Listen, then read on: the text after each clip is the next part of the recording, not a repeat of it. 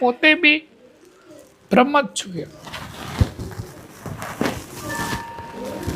પ્રજ્ઞા બ્રહ્મ કે જે અસ્તિત્વની અંતિમ ઓરા છે એ બ્રહ્મ સાથે કનેક્ટ છે. પ્રકાશ એ તો જ છે. પણ આ બધું એવું કે લાંબુ આવડું મોટું બધું સંચાલન કરવું એ કરતા લાઇટ ઓફ ધ ફોલો એ દશરથ બાપુનું વાક્ય છે તે એ જ વેદથી ક્યાં કમજોર છે. સિમ્પલ ને સીધી સાદી ભાષા છે લાઇટ ઓફ ધ ફોલો. તું સિર્ફ લાઇટ ને ફોલો કર, બાકી કશું જ નથી એમ. બાકી બધું અંધકાર જ છે. અંધકારમાં જે દેખાય છે એવું કશું હોય નહીં, બધું હમાઈ જાય.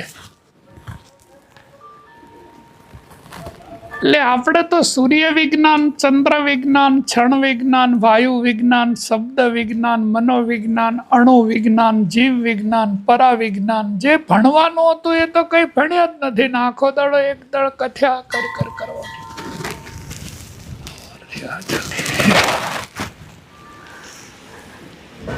જેનું એજ્યુકેશન લેવાનું હતું એ તો પલ્લે નથી પડ્યું એમ.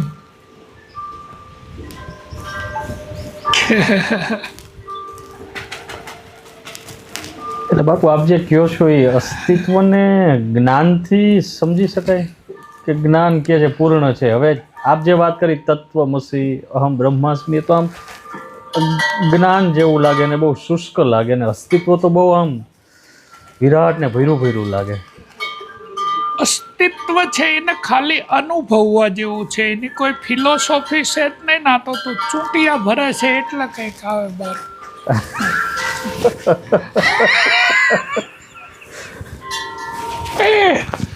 તો ચટુણિયા ભરે એટલે મારું આવે ને. અનુભૂતિ છે એ તો અસ્તિત્વ ગમ્ય છે એટલે ત્યાં તો કોઈ વાણી છે નહીં એમ. વાણી જેને વર્ણવી શકે નહીં, સદગુરુ કેરું સબરું મન બુદ્ધિ જ્યાં પહોંચે નહીં અને ઉપમાં રહી જાય અનુપ.